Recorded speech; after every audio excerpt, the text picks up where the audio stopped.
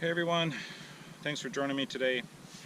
I'm going to put the first 100 rounds through this new Beretta A300 Outlander. This has got the Realtree Max5 camo on it.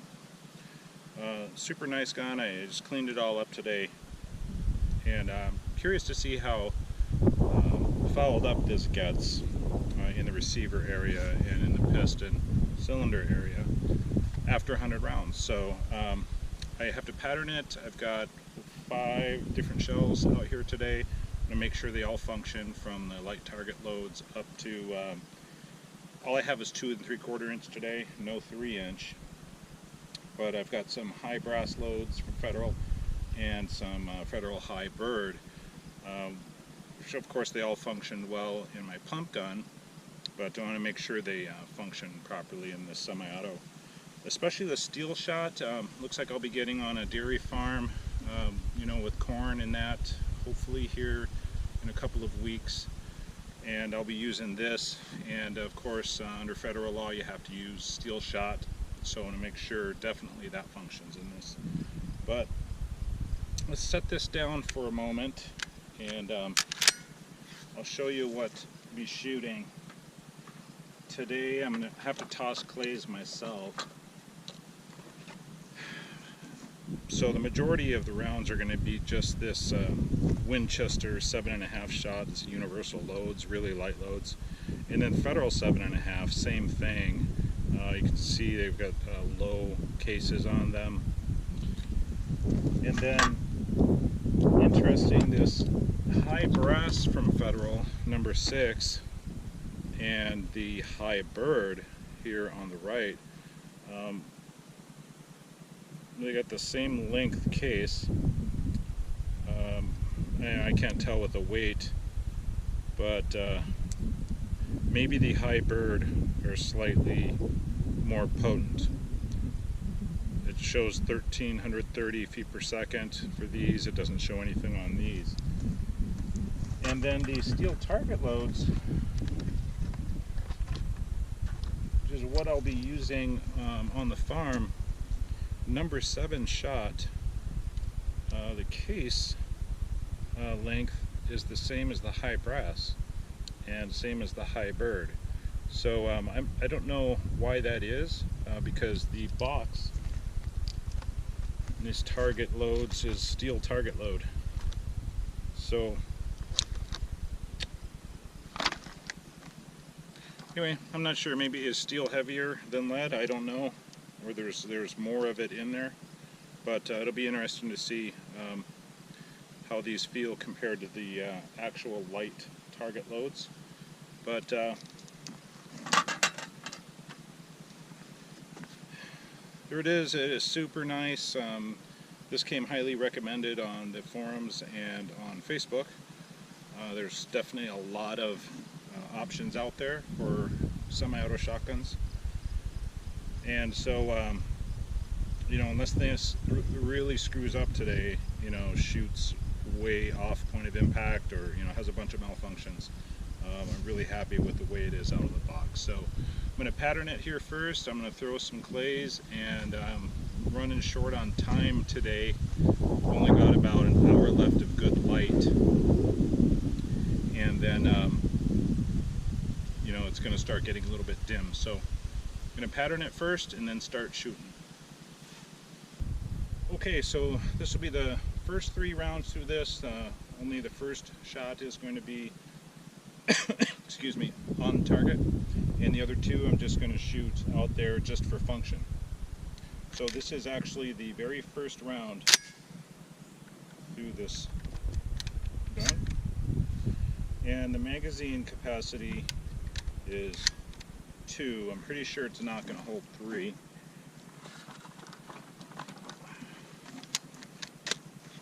No, it doesn't. So 2 plus 1. We'll see how it patterns.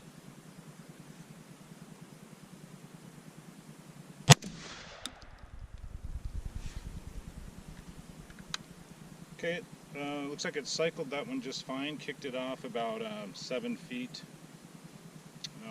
towards the 2 o'clock.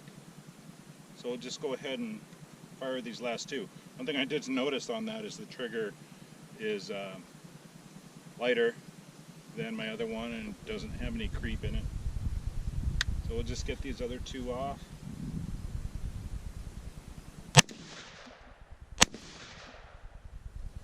Alright, so function on the first three, those were the steel shot that I'll be using on the farm. So far so good. I'll check the choke here before I start shooting the rest to make sure that it's still tight.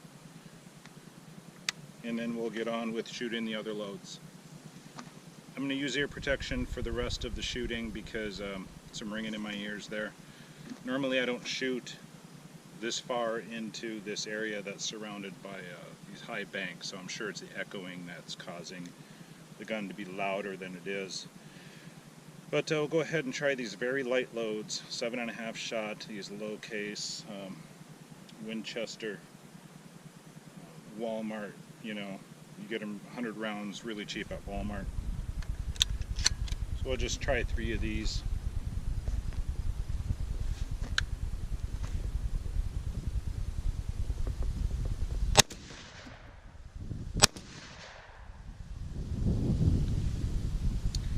Okay, malfunction with that one.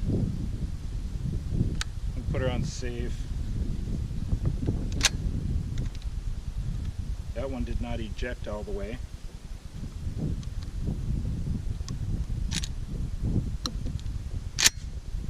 So let's grab another one of those.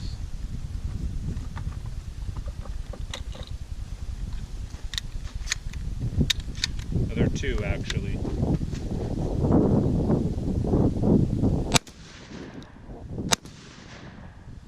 Same thing, I saw that first shell just barely went a couple of feet to the side.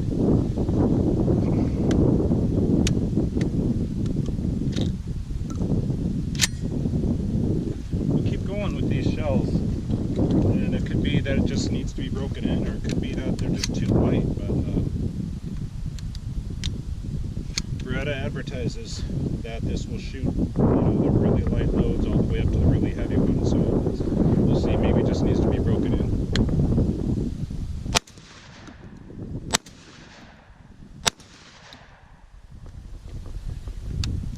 Alright, so let's get on with, now that it's empty, make sure the choke is still tight. The choke is still tight, no problems there. Looking at the Beretta instruction manual, it shows under the gas operated system with exhaust valve that the shotgun without any adjustment or intervention can shoot cartridges from 70mm to 2 3/4 inches, 7/8 ounce.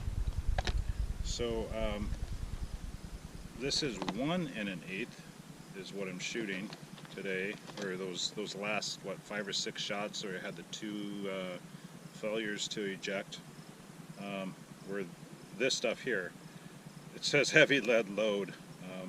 Anyway, we'll keep shooting, and hopefully, you know, when we get to the 100 round mark, you know, I'll save some of those for the end that won't have any problems cycling those. Let's shoot the federal equivalent of that Winchester stuff that was not ejecting. It shows 7.5 shot and 1 1/8 ounce, so same specs,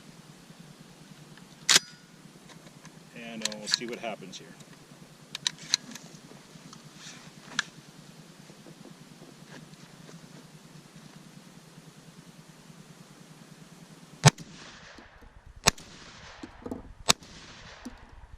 Well, those flew out a lot farther. Let's try back to back. So let's go right back to that Winchester Universal stuff and see where those land.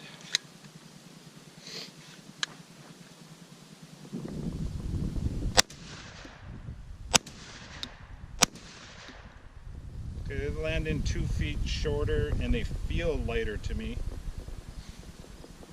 So let's get on with some of the Federal high brass. This is just number 6.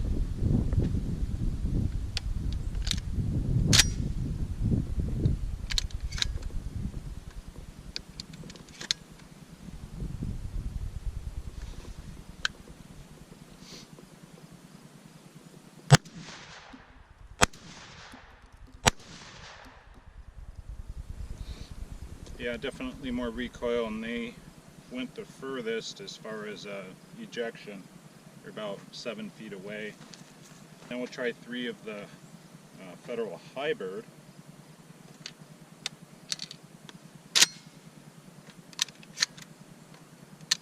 This is number 6 shot.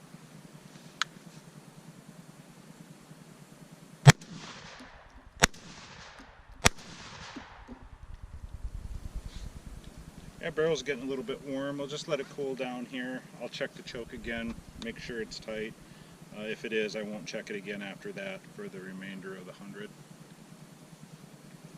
As you might be able to tell, the sun is right now hitting the trees, so it's going to be a little bit darker. But I let it cool down a little bit. It's hot again. I just got through a full box of the light target loads. Tossed some clays by hand. Did not have any failures to eject, so that's good. But take a short break here, and then we'll get on with shooting some more clays. So far so good. I got to get through 100 rounds here before it starts to get dark, because I actually want to field strip it, see what it looks like out here, and actually I'd like to clean it out here, you know, rather than have to use the living room or the dining room table like I usually do. Okay. Now it's interesting how quickly the barrel cools off if you leave the action open. It's the air running right through the barrel. So see if I can hit these. If I don't hit them on the first shot, you won't be able to see it on camera. I'll do a follow-up shot. I'm try to get used to, you know, having a semi-automatic, the advantages of getting a second follow-up shot pretty quick.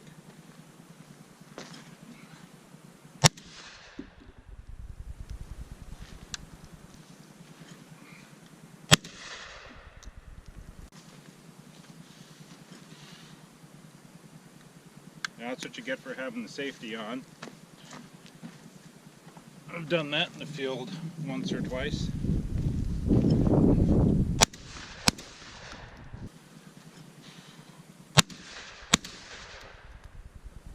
Yeah, I'm really loving the semi-automatic, you know, not having to, I know some guys can run pump guns really fast.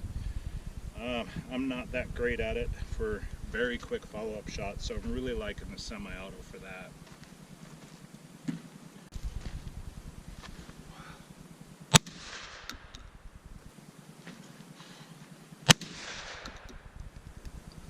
You know, I never bothered too much with the specs, but this gun feels lighter. It's still got a 28-inch barrel, the same as my pump gun, but it feels a lot lighter. It seems to mount really fast.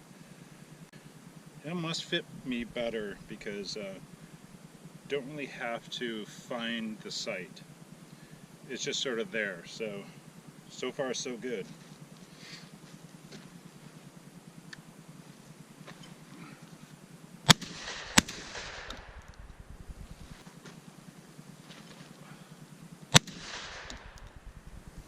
Even these light loads, I mean, I know they're light loads, but with a gas-operated semi-auto like this, the recoil is very soft, and maybe it might have something to do with this softer recoil pad too, but it's a very, very pleasant shooter compared to my pump gun.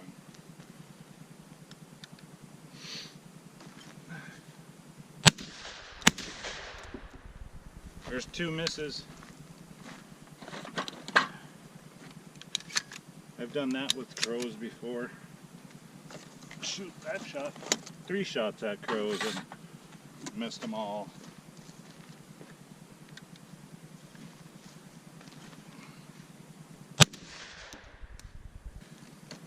Alright, so that was a box really quick.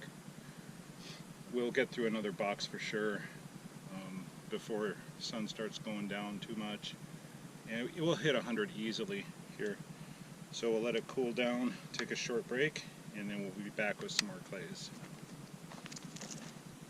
Alright, let's throw some more by hand and get the thrower out and then launch some that shoot at some distant targets.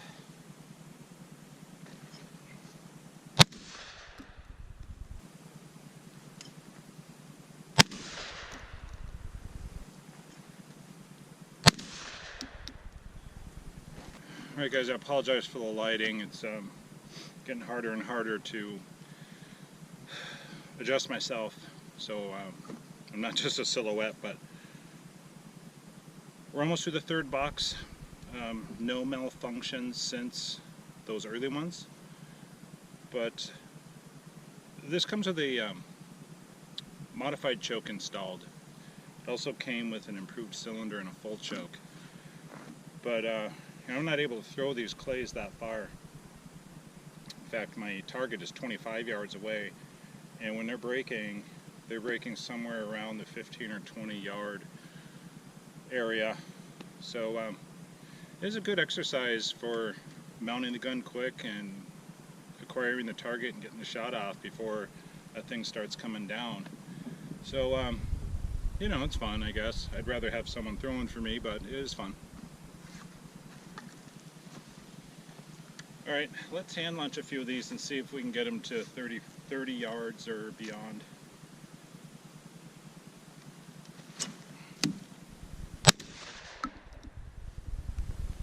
Okay, that one was about 30. If I can get it higher and faster, I can get a longer shot. There we go. Got it on the second shot. Alright, if I can keep throwing them like that, that'll be some good practice. That last one was 40 yards. So here we go. Yeah.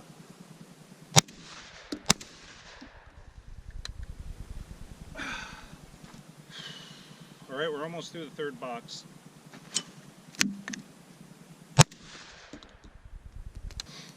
Alright, let's see if I can get a higher, farther one.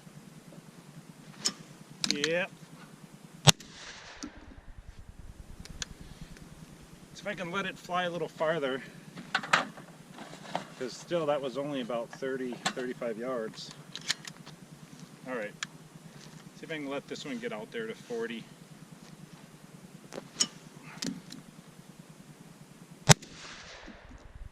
That was 40. Alright, 3 more clays before we take a quick break and finish off that last box.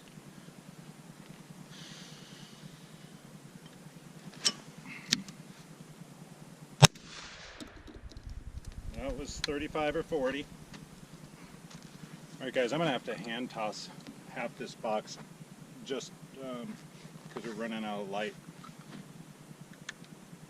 I just need to move a little bit quicker.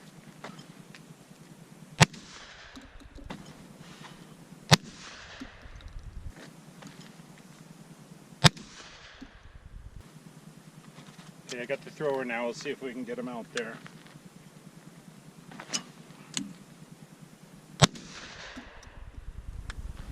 That's a good 40.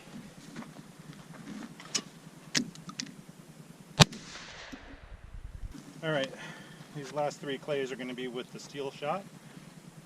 Definitely want to make sure that still functions.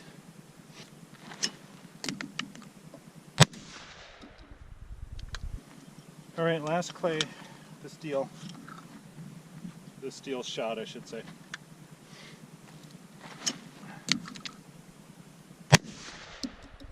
Of course, I missed it. I'd be like the last curl of the day. Alright guys, that was a workout. Got through 100 for sure. I should say that box of 100, just these are the last 2 for those.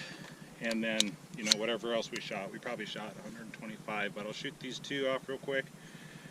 And I think we have enough light to get the camera on the bench, field strip this, and see how dirty it got after 100 rounds. I think that's the field strip and clean interval that Beretta suggests or recommends. So we'll see just how dirty it got.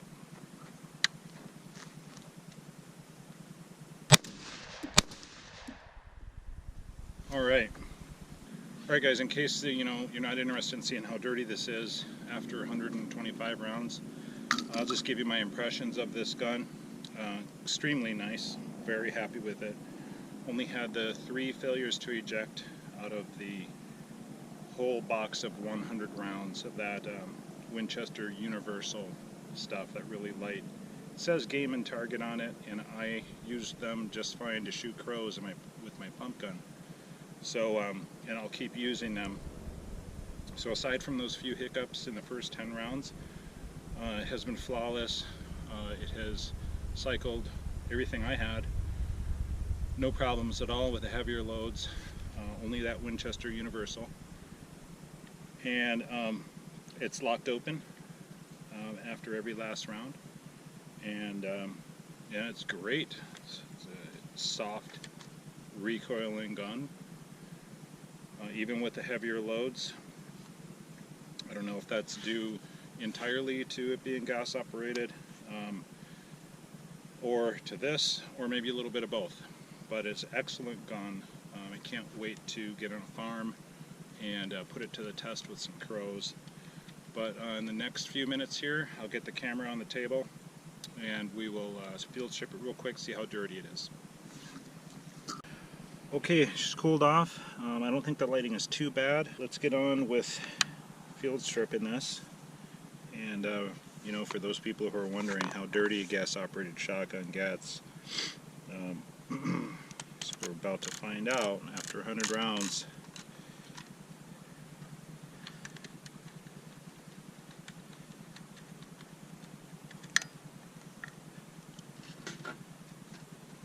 The field stripping procedure for this is pretty easy.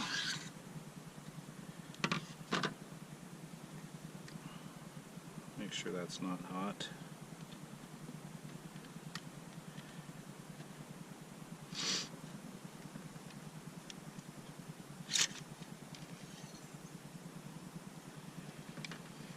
Okay, so I know there's more to do, but let's take a look at the piston and cylinder.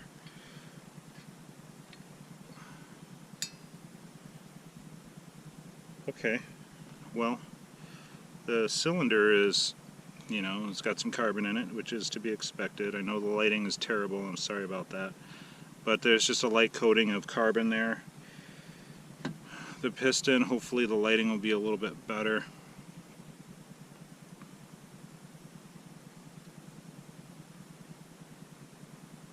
Could see, not bad at all. I mean, there's some carbon on it, but you could still see through to the metal just fine.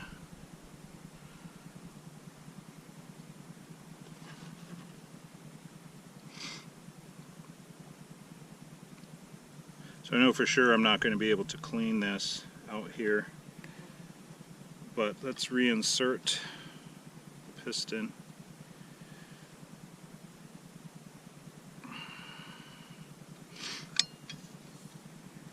I'm going to wipe out the receiver and see, you know, how black it is in there.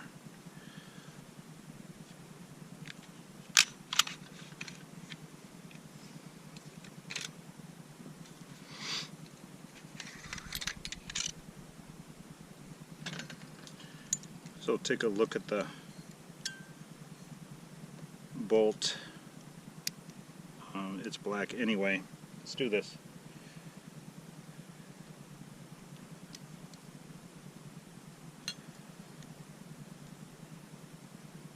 Let's see, let's find a fairly clean part of the shirt right there. Okay, well that's the inside. Let's see what it looks like on the outside. Fairly clean part right there.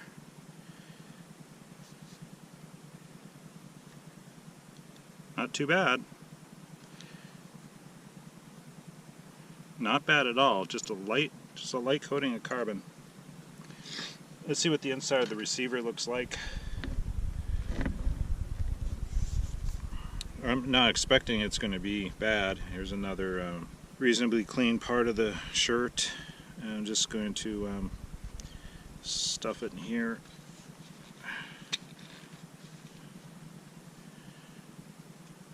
Not bad. I mean, 100 rounds of cheap stuff. I don't know if it matters too much, the ammo quality, but not bad at all. So I'm going to clean it for sure when I get home tonight or tomorrow, but I might not clean it. I every day. If I was going to shoot 100 one day and then plan on shooting the next, I might just go for shooting the next day without cleaning it. Okay guys, there's plenty of videos out there on field stripping and reassembling and stuff like that, so I don't think you need to watch me put this back together. But I will just sort of wipe it down and then head out of here before it gets dark. And I will catch up with you guys later.